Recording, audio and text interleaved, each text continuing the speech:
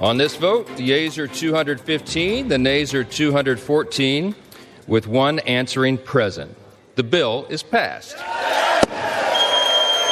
House Speaker Mike Johnson announcing the passage of the one big beautiful bill after another overnight session in the U.S. House. Hello and welcome to your Newsmax Daily for Thursday, May 22nd, 2025. Three major developments coming out of D.C. this morning, but we start with the one you just heard from House Speaker Johnson. USA. Beautiful bill goes to the Senate now for consideration. Let's go to Newsmax Capitol Hill correspondent Kilmany Dukart for the latest and reaction. Mark, Charlotte, good to be with you. Wow, what a historic moment in Speaker Johnson's career. This is certainly, of course, has to be at the top here, delivering President Trump and the GOP's massive legislative agenda. And this was not an easy road to get to this point. Obviously, heavy involvement from President Trump in those 11th hour lobbying efforts. We heard him, of course, thanking members of House leadership and members of the committees who were integral in constructing this legislation. There were so many parts. Obviously, this had to advance out of all of those individual committees before it could go, of course, to the Budget Committee. Of course, they stayed through the weekend to work over that. And then it went to the Rules Committee. He had actually a special thanks to Republican Congresswoman Virginia Foxx, who is the chair of the House Rules Committee, for, of course, leading that session for almost 22 hours, referring to her as the Iron Lady. Keep in mind that she's actually 81 years old. So that is, he noted that she only took 2 breaks during that.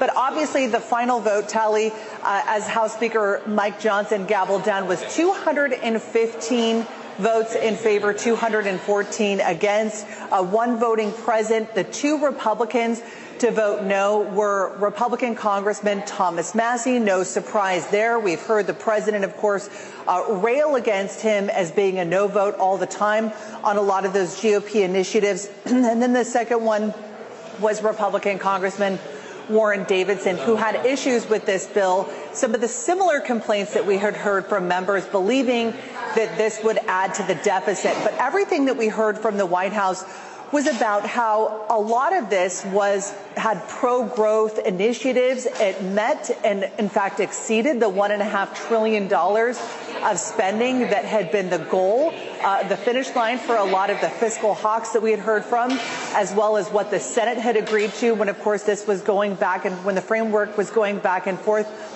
So this is going to be a huge victory lap. Obviously, we saw an effort by the Democratic House Minority Leader Hakeem Jeffries and Democrats on the House Rules Committee to stall this legislation as quickly as possible. They, of course, have railed against the fact that they say that this is going to rip Medicaid away from people, something that the White House and Republicans have said is absolutely false. Now, some of the changes, the last-minute changes that were made to this legislation in order to get some of these members on board were things like speeding up the work requirements for people on Medicaid. That's moving up to 2026.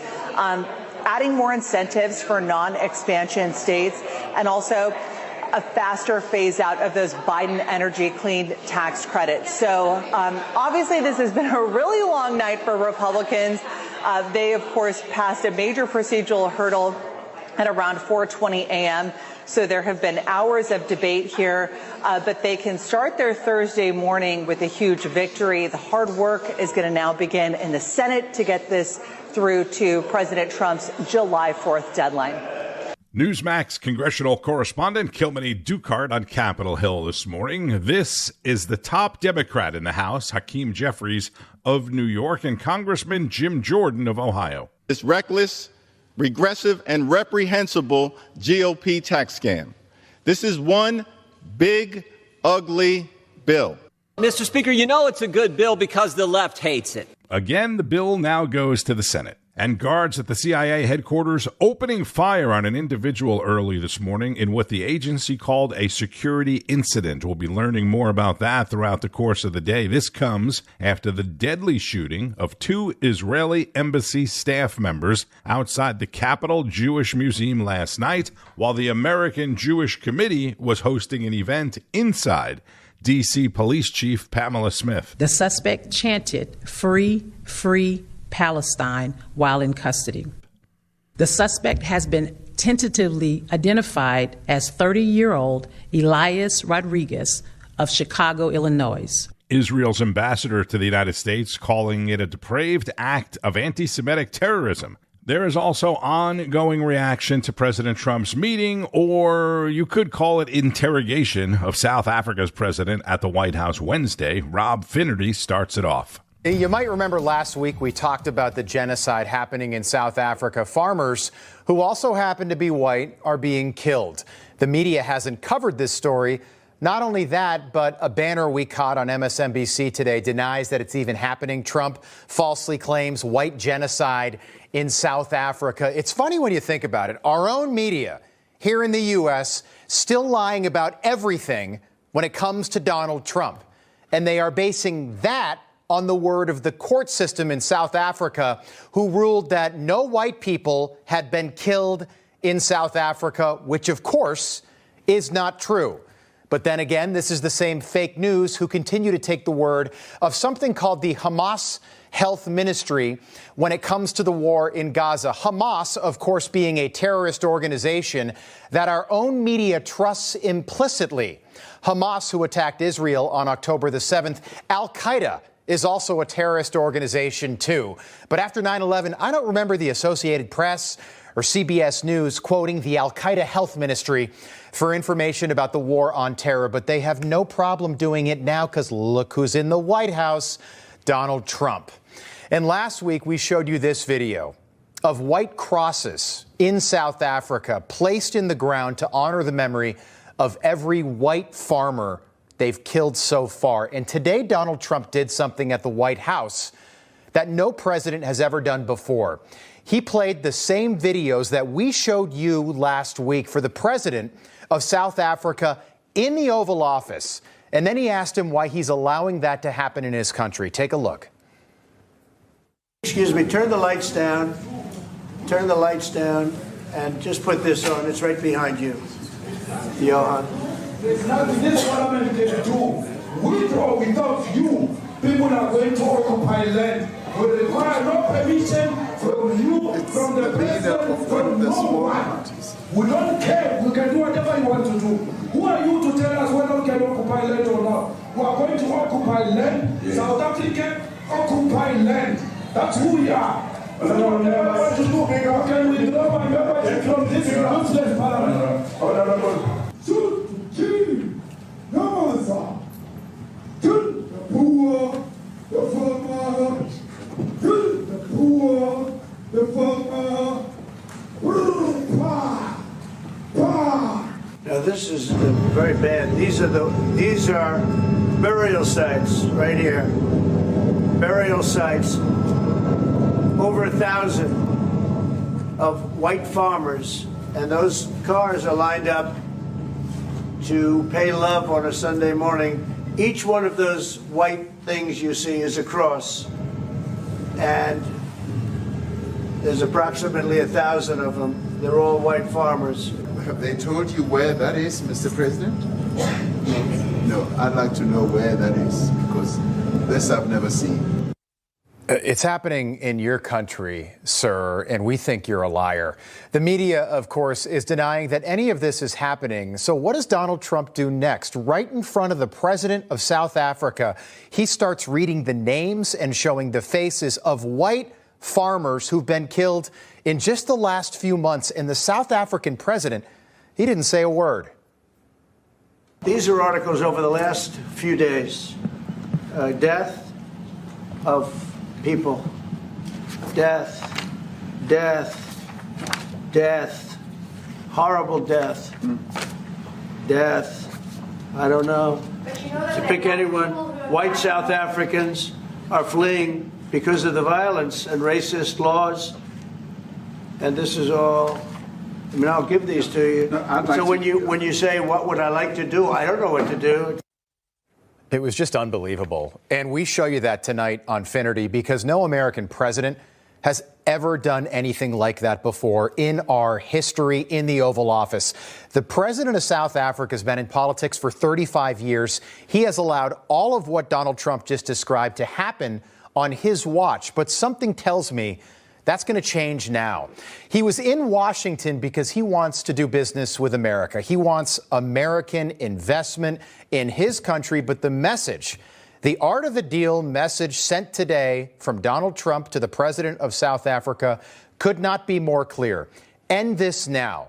Arrest the people responsible, or we will not invest a penny in your country, sir. Rob went on to talk about CNN and others debunking Trump's comments, and he spoke with the former U.S. ambassador to South Africa. The truth is, according to our reporting, the white farmers in South Africa in many cases are and have been murdered. Donald Trump knows it. The president of South Africa knows it. And because of that, he was forced to sit there and just take it, which he did. He did that. But the media, well, the media are another story completely. Imagine if white people were killing black farmers in South Africa. Think about that. You think we might hear about that story from MSNBC and CNN? I think we would. I think we'd hear a lot about that story if the roles were reversed. But because these people are white, the media don't care. White people don't matter, at least in the eyes of the American TV network executives and newspaper executives, which are all run by white people. It makes absolutely no sense. Joining us now for more is former U.S. ambassador to South Africa under Donald Trump, Ambassador Lana Marks. It's great to have you on this evening. The South African president denied that white farmers are being slaughtered in South Africa. We think that's a lie. What can you tell us about what's really going on there? There is a very dire situation which President Donald Trump articulated so brilliantly today. And by giving visuals of the facts, it was incontrovertible. It's a dire problem. It cannot be denied. The media here, so our own U.S. media, claim that none of this is going on. These are some recent headlines. False claims from the New York Times. ABC also saying false claims. CNN today, a debunked conspiracy theory that white South African farmers are being killed. Take a look at this video and tell me if this looks like a false claim, Ambassador. There's nothing you can do. There's nothing this parliament can do. With or without you, people are going to occupy land. We require no permission from you, from the president, from no one. We don't care. We can do whatever you want to do. Who are you to tell us whether we can occupy land or not? We are going to occupy land. Yes. South Africans occupy land. Must never. Have you ever seen anything like what we witnessed in the Oval Office today? It was pretty darn shocking and must terrify the wits out of these poor Afrikaans farmers. What needs to change, in your opinion, in South Africa? 35 years ago, apartheid ended. Now members of the government there are calling for the murder of people who have lived in South Africa for more than 400 years. When I went there as President Donald Trump's ambassador, biggest honor of my life, in 2019, I said to President Ramaphosa, please do not touch the land laws. President Trump is watching this closely. We want to increase investment with your country. So he did nothing. He didn't touch the land laws at that time. But then I left in 21, and for 4 years, all hell broke loose. And who knows who they thought was going to be in power now. But the thing is that they cannot put land laws like this in place, because if you get the wrong person in power and going forward, there could be an absolute bloodbath. President Trump is being kind in issuing refugee status to people who are in dire straits at the moment. And it could increase and the situation could get a lot worse. President Trump is articulating to South Africa, the situation is off the rails. Get your country back on the rails. Get back on track. I think he's actually being very kind to them. He was incredibly kind and patient to President Ramaphosa in the Oval Office today. That's the former U.S. ambassador to South Africa, Lana Marks, on Finnerty, as well as fantastic commentary again from Finnerty. For more on the same, this is Rob Schmitt. One moment that we have to show you happened right after Trump played that 5-minute video of proof of just how much anti-white racism and insane rhetoric exists inside of South Africa. You had NBC's Peter Alexander realizing that his own network was never going to cover this crazy story that was coming out of the White House, this very real story and this incredible moment between our president and South Africa's president. Peter Alexander knows NBC's not going to cover this. Of course, they never cover anything like this. So he immediately changes the subject. The moment that this 5-minute video, which was really powerful and really terrifying actually, ends, this is what Peter Alexander does, and then Trump loses it. Mr. President, the Pentagon announced that it would be accepting a Qatari jet to be used as Air Force One. What are you talking about? What are you talking about? You know, you got to get out of here. What does this have to do with the Qatari jet? They're giving the United States Air Force a jet, okay? And it's a great thing. We're talking about a lot of other things. It's NBC trying to get off the subject of what you just saw. You are a real, you're a terrible reporter. Number one, you don't have what it takes to be a reporter. You're not smart enough. But for you to go into a subject about a jet that was given to the United States Air Force, which is a very nice thing. The only thing they could talk about is this stupid jet. Real News couldn't care less. They just watched 5 minutes of South African politicians calling to murder white people in the country. They could not wait to change the subject. That's your media. Not surprising, Alexander's first question before that, earlier, alleged that Trump was racist for wanting to protect white farmers, but not the entire nations of Venezuela, Afghanistan, or Haiti, who have had protected status removed.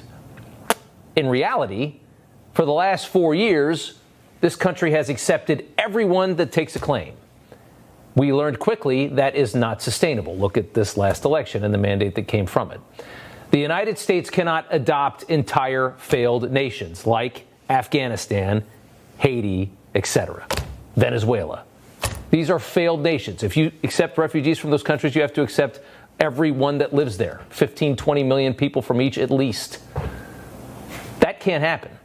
Reporters should be smart enough to understand that, but they keep asking the same question because they hate the idea of this kind of asylum, of white South Africans coming here. There's, by the way, 59 of them came 2 weeks ago. Taking in entire countries is not what asylum is. Asylum is for small, marginalized groups living in a country, being hunted in the country, and not being protected by their government. It's not for a failed state. In fact, in the definition, it says a well-founded fear of persecution based on race, religion, nationality, membership in a particular social group, or political opinion. That doesn't mean everybody in a terrible country that doesn't live well gets to come to another country. That's not what asylum is. It doesn't work. Failed nations have to fix themselves. White South Africans are the definition of refugees.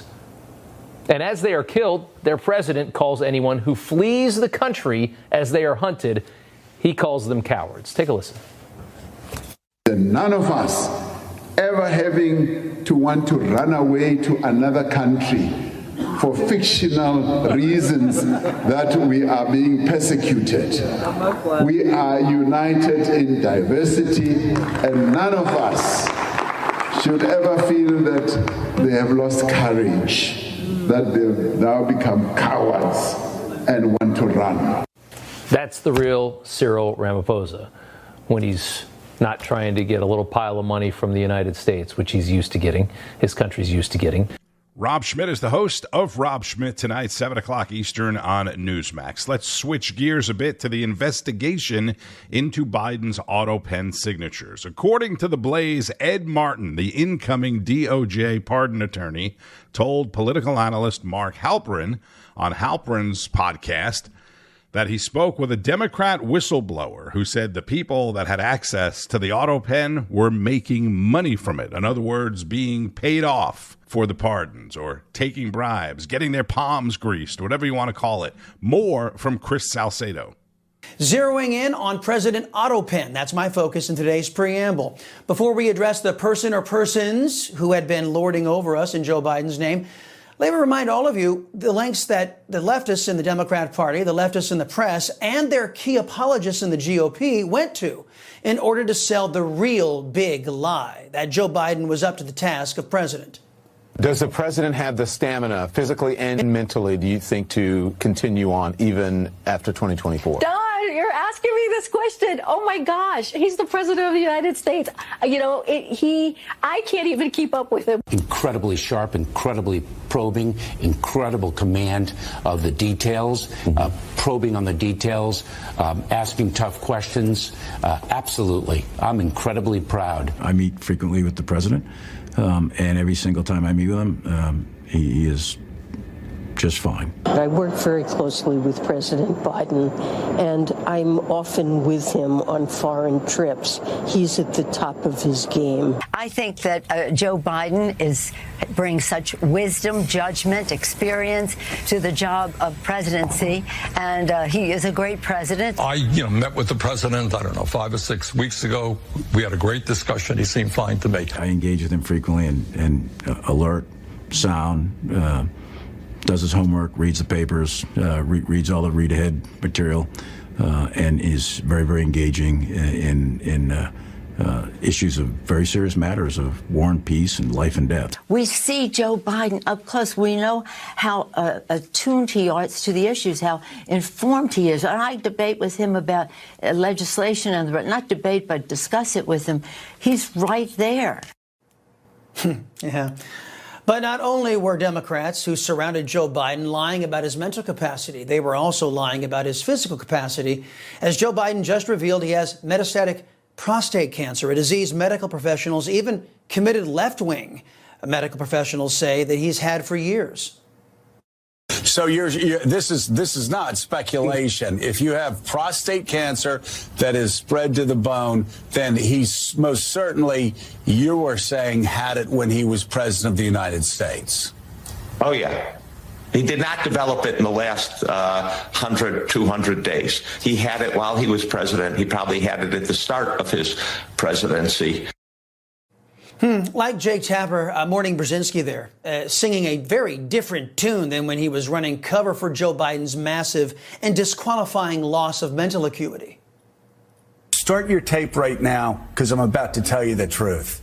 And F you if you can't handle the truth.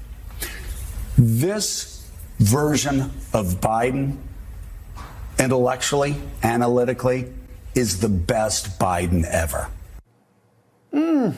So now that I've outlined the lies told by leftists in the media and government to capture power, let's examine what they did with that power, shall we? According to the DHS Inspector General, the Democrats turned our taxpayer-funded government into pimps, delivering over 320,000 illegal alien children into hell on earth, sex slavery and forced labor, all in an effort to pack America full of illegal aliens from 168 countries.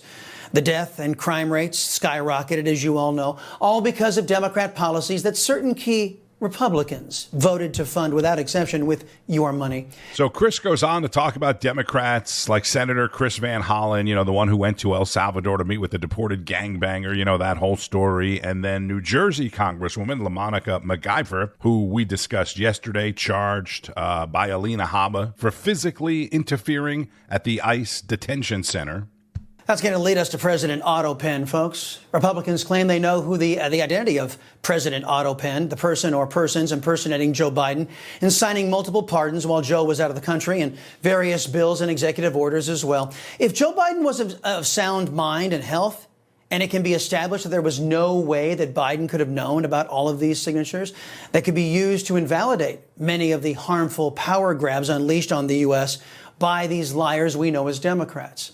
President Trump and Congress are laser focused on all of this. Watch. I think that if you take a look, it's the same doctor that said that Joe was cognitively fine. There was nothing wrong with him. Well, he said, if it's the same doctor, he said there was nothing wrong there. And that's being proven to be a sad situation. And the autopen is becoming a very big deal. The autopen is becoming a big deal because it seems like that maybe was the president who ever operated the autopen. But when they say that that was not good, they also, you have to look and you have to say that the test was not so good either. In other words, there are things going on that the public wasn't informed. And I think somebody's going to have to speak to his doctor, if it's the same, or even if it's two separate doctors. Why wasn't the cognitive ability, why wasn't that discussed? Note to all you leftists out there, in America, you see, we don't let the bank robber keep the money they stole. We don't let government admit evidence into court if it was illegally obtained. We don't reward illegal and unethical activity. The real big lie that was run by Democrats in the Congress and in the media is one such unethical and, I believe, illegal effort. And not only should we invalidate all of the harm the Democrats did and are trying to do to us, we should also prosecute to the fullest extent of the law those who broke our laws and the public trust to do all that harm. And as President Trump has indicated, prosecuting the degenerate or degenerates responsible for President Autopen for treason, well, that's a good start. Chris Salcedo, host of The Chris Salcedo Show. That's at 4 o'clock Eastern on Newsmax. Some listeners and viewers in Houston that communicate with me regularly on X are big fans of the liberty-loving Latino, and they wanted me to give Chris a shout-out from them. So there you go. About 15 years ago or so, I've mentioned this at some point in time on the podcast, but I worked at CBS Radio in Dallas, while Chris was a local news anchor for CBS TV in Dallas. And, you know, as radio and TV affiliates in markets often do, we had to collaborate at times. President Trump was already scheduled to have lunch with Vice President Vance at the White House today. I imagine they'll be celebrating the House passage of the budget, but it still needs to get through the Senate, which ain't going to be easy, my friend, unfortunately. Later today, the president is participating in a Make America Healthy Again event in the East Room at the White House. Tonight, he attends a private dinner at Trump National Golf Course in D.C. There's also a White House press briefing this afternoon where everything I just talked about will be talked about. And Peter Alexander of NBC, or some others, will get to ask their question about the United States accepting the Qatari jetliner. That has become a fact now. We being the United States, the Pentagon, Department of Defense, is accepting the jetliner from Qatar. On Wall Street, stock markets open mixed to flat this morning. The Dow and S&P were slightly lower. The NASDAQ was slightly higher. Solar stocks are taking a dive now that the one big beautiful bill, which cuts a lot of the Biden green energy credits out, has passed in the House. Bitcoin and other cryptocurrencies are surging. At the time of recording, Bitcoin is up more than $3,000 at $111,000 and change. Ethereum up more than $150 this morning at $26.54. All right, it will be a super busy day. Keep up with all of the news and breaking developments throughout the day on Newsmax, N2, and at Newsmax.com. Also, make sure you have the Newsmax app on your phone so you can stay informed anywhere, anytime. The news starts each and every morning with Wake Up America, followed by National Report, Newsline with Bianca De La Garza, American Agenda, Chris Salcedo, Carl Higbee, Greta Van Susteren, Rob Schmitt, Finnerty, Greg Kelly Reports, and much, much more. I'm Tony Marino. Thank you, as always, for checking out the Newsmax Daily. I do appreciate that. Oh, by the way, coming to you today from beautiful Western North Carolina, Lake Lure, North Carolina. Enjoy the rest of your Thursday, Friday Eve, right? And keep on fighting the good fight. News breaks every minute, every day. You need the app, the Newsmax app. Find it free on your smartphone store. Then watch us anytime, anywhere. Information. Truth. Is freedom. Is Newsmax. It's real news for real people.